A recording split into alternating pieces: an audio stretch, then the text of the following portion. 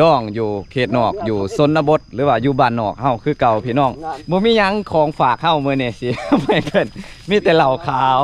เมียเพิ่นแม่นอยู่บ้านส้มโขดบ่เงินก็บ่เคยเห็นจักเทื่อดอกเจ้าสาวเนาะมื้อนี้ก็กะว่าเฮาสิไปแม่นบ่แม่นไปหอเทือนเจ้าสาวเนาะอันนี้คือสะพานข้ามไปเฮือนเจ้าบ่าวเพิ่นพี่น้องเอ้ยก็จะประมาณนี้เด้อไปเฮือนเจ้าบ่าวว่าไปเฮือนบ่าวน้อยสะพานข้ามน้ำแต่บ้านบรรยากาศแบบบ้านเฮาอันนี้คือบ่มีซีนตัวนี้มันมีแต่กระดูกโอ้ยหมดลักไปแล้วเนาะพอสิได้สดหน้าบรรยากาศจะบ้านๆประมาณนี้แหละอยู่เขตนอกอยู่บ้านเฮาแต่ว่าเศร้าเลยบ่โอ้ยสบายดี FC เมื่อทุกคนเด้อมาเจ้าบ่าวจนหายงาน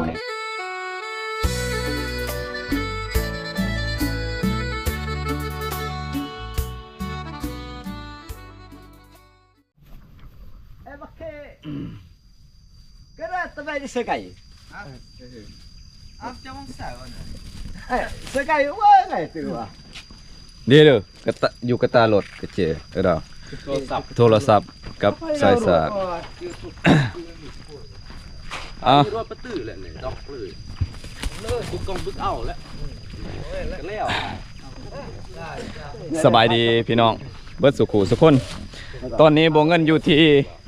บ้านพอกเมืองไสเสถาแขวงอัตตปือคือเก่าเส้นเคยเนาะมื้อนี้มางานดองอยู่เขตนอกอยู่ชนบทหรือว่าอยู่บ้านนอกเฮาคือเก่าพี่น้องจากบ้านมาหน้านี่ก็ประมาณ3 หลัก 3 กิโลพี่น้องเลยเนาะมื้อนี้พากันมาแต่บ้านเด้บ่มีหยังของฝากเฮามื้อนี้สิ ไม่เพิ่นมีแต่เหล้าขาว มีแต่เหล้าขาวบ่มีเบียร์มื้อนี้มางานยูทูบเบอร์มือใหม่ทางนี่ทางอัตตปือเนาะมางานแต่งบ่าวน้อยเพิ่นสละโสดแล้วพี่น้องเลยเนาะเพิ่นสละโสดแล้วพี่น้องงานเพิ่นก็จัดอยู่ไห้อยู่หน้าจัดอยู่ไห้อยู่หน้าแต่ว่า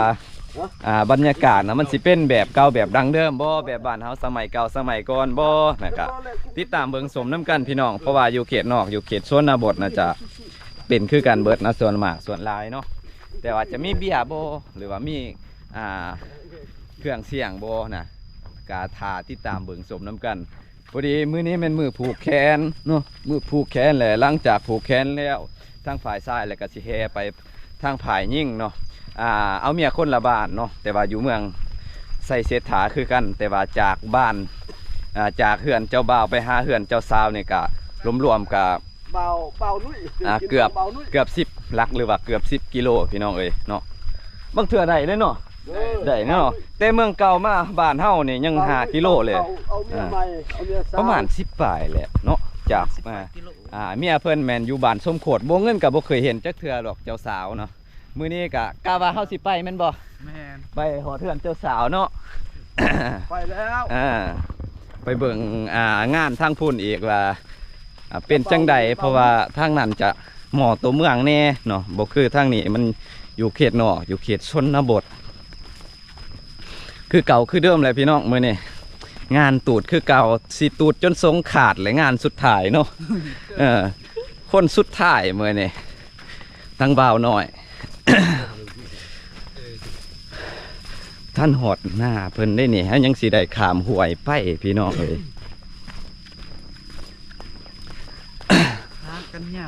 พากันย่างเพิ่นบอกให้มาแต่เช้าเพิ่นว่าแต่7 โมงเด้เพิ่นว่าเพราะว่าฟ้าวไปฟ้าวกับฟ้าวแหละ บอกว่าที่สิไปแต่8 โมงเนาะไปเฮือนเจ้าสาวไปยังไปก้อนมาเนี่ยทีมงานบ้านเฮาเหล่าข้าวสาวหน่อยตกเตียง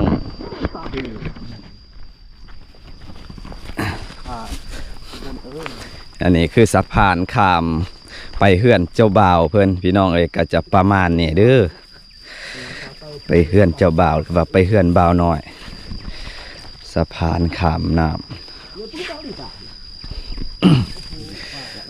บัวดานเลย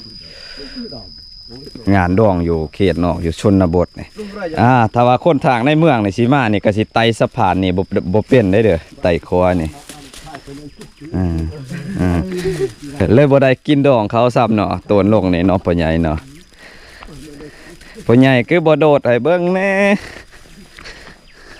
โตนลงให้เบิ่งแน่พ่อใหญ่เอ้ย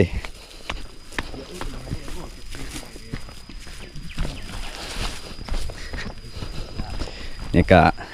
ย่างมาเมื่อนี้ พุ่นแหละหน้าเฮาอยู่ไต่พุ่น ก็สิหอดหน้าเพิ่นแหละพี่น้องเอ้ย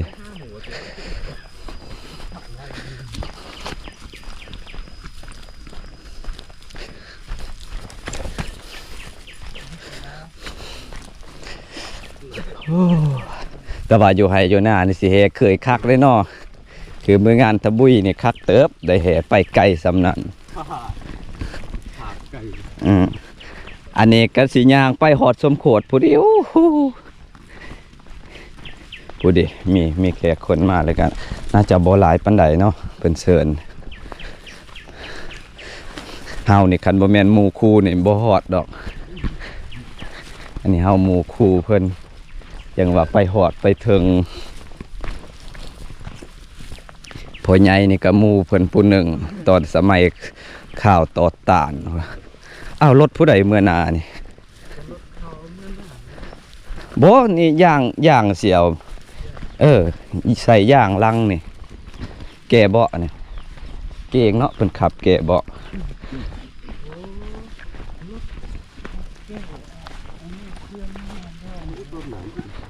บ่จักติเนาะก็สิเฮ็ดนาเอาทางนี้ก็สิเฮ็ดนาเบิดปีโอ้บรรยากาศแบบเก่าๆบ้านเฮา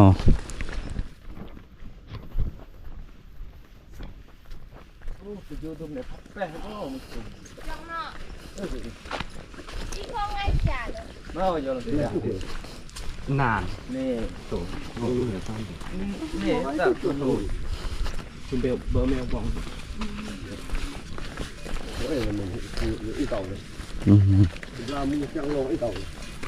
ประมาณซ้ำนั้นแหละคุณมาบ่ลายดอกสิเลยพี่น้องกะหอเทือนเจ้าบ่าวเลยเด้อพูดกะจัดโจให้อยู่หน้าก็จะประมาณนี้แหละพี่น้องเอ่ยบ้านเฮาทีมงานเฮามีแต่เหล่าขาวเนาะมีแต่ส้มโต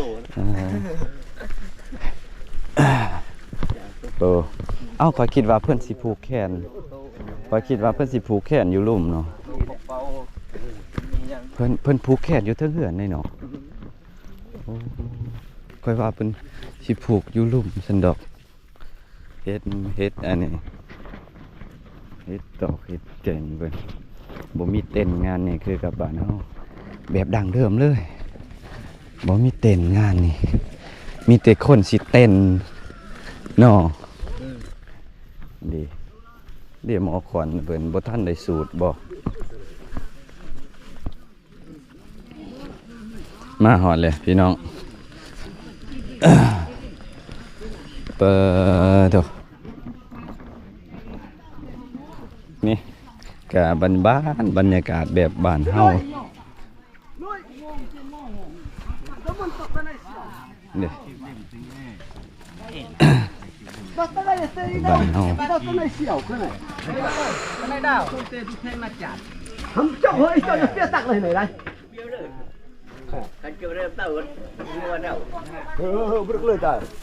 น้อยทางพี่กำลังเริ่มจัดไงใหญ่มนุษย์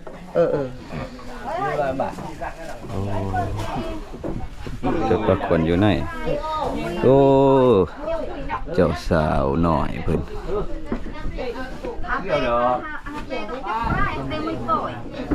เพื่อนเป็นผูกแขนอยู่ไหนไป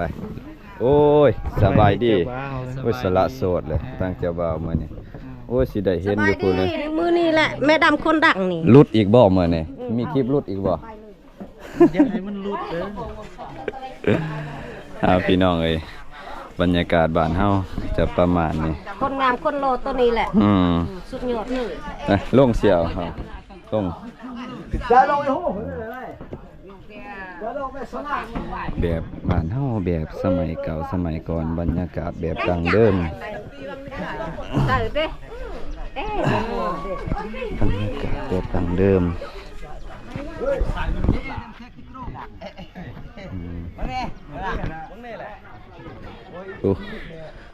เลาะเดี๋ยวเอาภาพบรรยากาศก่อนพี่น้องเอ้ยโอ้รถพ่อใหญ่แอมเนาะข้ามน้ำเก่งเนาะโอ้ก็ย้อนเห็นหอยรถแม่นสิแม่นน้องเมาแล้วมื้อนี้โอ้อันนี้พอครัวบ่โอ้โธ่น้องเอ้ยโอ้ต่อไปก็สิได้เลยอันนั้นเนาะเลยเป็นเชฟด้วยเนาะจังแล้วตัวนี้เด้อตามเบิ่งก่อนแล้ว ยังบ่ทันเป็นบ่ทันได้ฟงบ่ได้ทันได้ตามยังให้ขั่วให้มันเป็นให้มันแห้งให้มันเป็นสีดำบ่ใส่ก้อยตำใส่ก้อยโอ้ตำใส่ก้อยใส่มะพริกแดงๆฮะมันบ่แซ่บมันบ่คือว่าก้อยพ่อครัวแม่ครัวเพิ่นเงินหูไม่ดำแอมเนมดำถึงกระดูกตาตาโอ้ยในเฟซขนาดขนีเนี่ยบ่ทันเห็นหรอกมือซับลาบซับก้อยเตจะขนาดขนีตอกอายาเนมหมูตอกอายาตะไนหมูเรียนปลาเอ้าอันนี้คือบ่มีซีนตัวนี้มันมีแต่กระดูกโอ้ยหมดลักไปแล้วเนาะซีนแม่ดำเห็นกินหมดโอ้อันนี้นี่ของแม่ดำอ๋อพี่น้องโอ้มานี่เอาแต่กระดูกอย่างเดียวเลยเนาะเอาแต่กระดูกอย่างเดียวเมื่อตกซีนยังบ่เอาโคตรสิได้สดหน้าจังซี่แล้วแม่ดำกินกระดูกนี่อ้วนพี่ตุ้ยงาบพอไปรอบงานบ่ได้ก็เอาแต่กระดูกเนาะ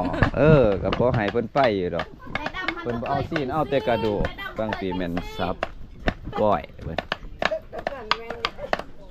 ก้อยทีมงานแม่ครัวเพิ่นเด้อครับพี่น้องโอ้งามได้แม่ใหญ่ดำมื้อนี้สิได้จวดอีกคือเก่าเลยเนาะโอ้จวดคือเก่าเมาคือเก่า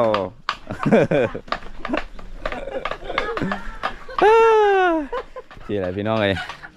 โอ้ยเจ้าสาวว่ะเนี่ยใส่ผู้บ่าวเด้ผู้บ่าวบ่มานำบ่จังได๋เจ้าฮะจังได้จังได้มื้อนี้สิออกลายอยู่บ่ฮะแปะๆต่อบ่นี้นะโอ้เอิ้นหมู่บัดหมู่มาแล้วไล่นี้ต่อทายจะบ่าวจะสาวก็แน่เสียอะไรพี่น้องไอ้บ้านเฮาอยู่เขตนอกอยู่ชนบทเนาะกะบรรยากาศจะบ้านๆประมาณนี้แหละอยู่เขตนอกอยู่บ้านเฮาแต่ว่าเฮาจะไปเบิ่งอีกเทื่อนึงเนาะบรรยากาศทางผายยิ่งเพิ่นถ้าผูกแขนทางเบาหน่อยเพิ่นแล้วเฮาก็สิไปนำเพิ่นเนาะไปส่งเคยแล้วก็สิไปเบิ่งบรรยากาศทางเขตบ้านส้มโขดอีกเทื่อนึงเนาะ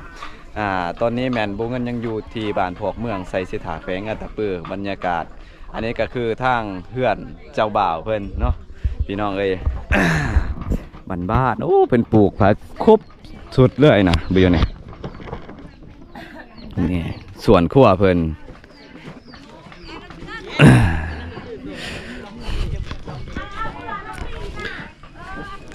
อันนี้ก็คือเจ้าบ่าวนี่เจ้าบ่าวเด้อนี่เจ้าบ่าวพร้อมแล้วบ่สละโสดเลยยังบ่พร้อมบ่เอ้ามันหอดงานเจ้าแล้วนี่ฮะจึงได้พ่อใหญ่บ่พร้อมโอ้ยเจ้าบ่าวบ่พร้อมเหมือนว่า โอ้โหบ่พร้อมเพิ่นว่าทางฝ่ายเจ้าบ่าวบ่พร้อมจังได้สิเอาเมียเลยอันนี้ฮะโอ้ยเนาะฟังพูนแม่นซุปหนุ่มผู้ใหญ่เฒ่าแก่เพิ่นนั่งพูดคุยกันทางเพิ่นแหละทางเฮาก็สิคุยกับเจ้าบ่าวนี่จังได๋เจ้าบ่าวฮะสาวตุกนี่จะปะไว้ใส่เศร้าเลยบ่โอ้ยเศร้าไว้ว่าเด้ โอ้ผู้ใดขับรถนี่บ่เจ้าบ่เอาบนน้ำจะเฮ็ดจังไดแกบ่ออกบ่ลากเอาแม่นบ่โอ้อันนี้แม่นเอาอันนี้ยกอันนี้ขึ้นผู้ใดขับอยู่หั่นโอ้ไอเดชโอ้คักอยู่เพิ่นได้นำเมามา5แกด6แกดพุ่นเลยโอ้ยเมาเติบแล้วช่างเจ้าบ่าวมื้อนี้เจ้าบ่าวเมาบ่มื้อนี้นี่ฮะบ่เมาบ่คันคอยอยู่นี่เจ้าบ่าวเมามื้อนี้นี่ข้อยเบิ่งคักเลยนี่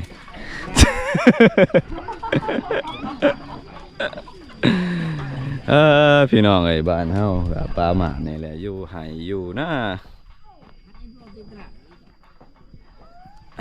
บรรยากาศแบบดังเดิมแบบสมัยเก่าสมัยก่อน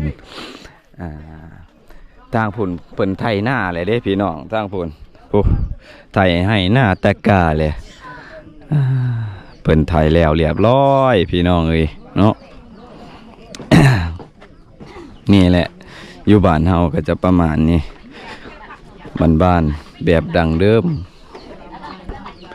แบบสมัยเก่าสมัยก่อนจัดงานก็ตามภาษาบ้านเฮาอยู่บ้านนอกอยู่เขตชนบทก็อีกภาพหนึงพี่น้องที่เฮ็ดแบบบ้านๆอยู่ไห้อยู่หน้าแบบบ้านเฮาแบบสมัยเก่าสมัยก่อนเนาะก็บ่คึกคืนบ่หลายคนก็มีแต่พี่แต่น้องพี่น้องเอ้ยเนาะมื้อนี้เฮาก็ได้รับเกียรติถูกเชิญจากเพิ่นก็ในฐานะหมู่เพื่อนเนาะที่เฮ็ดเวียกนำกันไปมานำกันพี่น้องเอ้ยก็เลยถูกเชิญมาพี่ตอนนี้มันสิขึ้นผูกแขนกันเลยพี่น้องเอ้ยขึ้นไปผูกแขนมันก่อนแล้วจังสิเดินทางไปเฮือนเจ้าสาวเทื่อหนึงขึ้นผูกแขน สบายดี FC เมื่อทุกคนทุกคนเด้อมาเชิญใจเหรอทีซื่นใจมื้อนี้มางานบ่าวน้อยเพิ่นเนาะร่วมงานนี่ไปขึ้นบุยขึ้น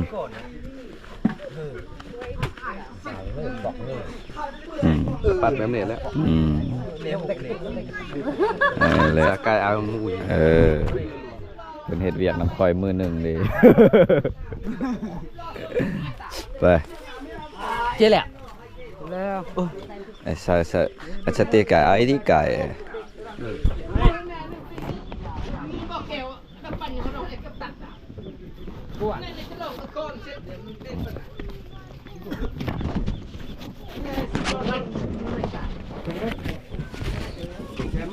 แกหมา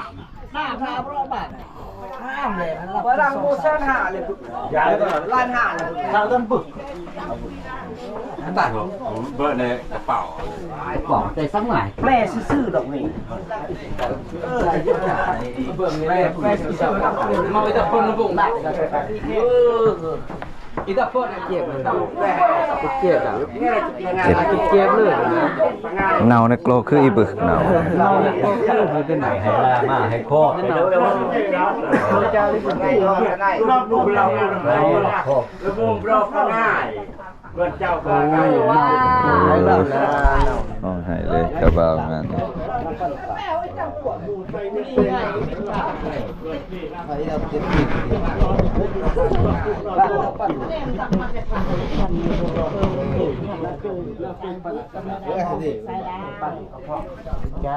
เดือนหนาวอยู่หนา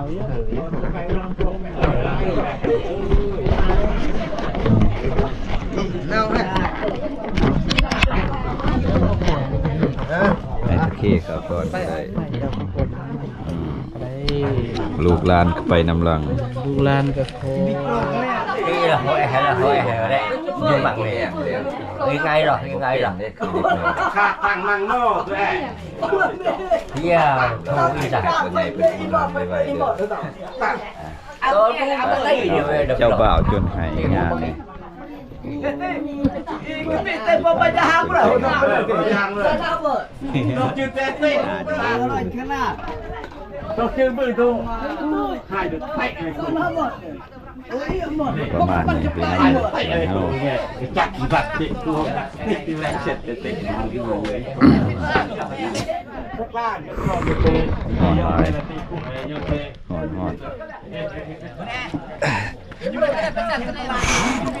หอนหอยหอนเดี๋ยวจักหน่อยก็สิได้เดินทางไปเฮือนเจ้าสาวอีกเทื่อนึงพี่น้องรอติดตามเบิ่งชมน้ำกันบรรยากาศทางเจ้าสาวอีกเทื่อนึงเนาะเพราะว่าอยู่คนละบ้านกันอีก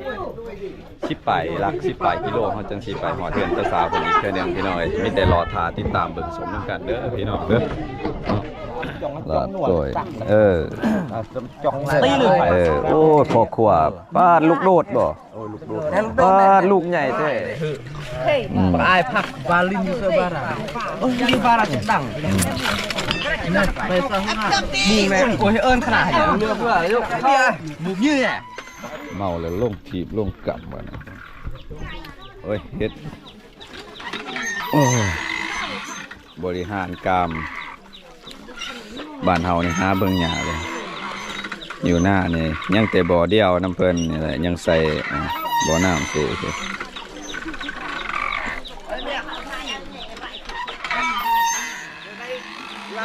ดึงยุน ส่งเจ้าบ่าวบ่ไปได้อยู่ยกดูรถจักรเร็ว รถหลานในนี่ก็ยก ก็เดี๋ยวชุดเลยยง รถหลานยกนี่ดีบ่ ยก ไปเบิ่มบ่ จะได้ยกถอยยก อยากได้ดังแท้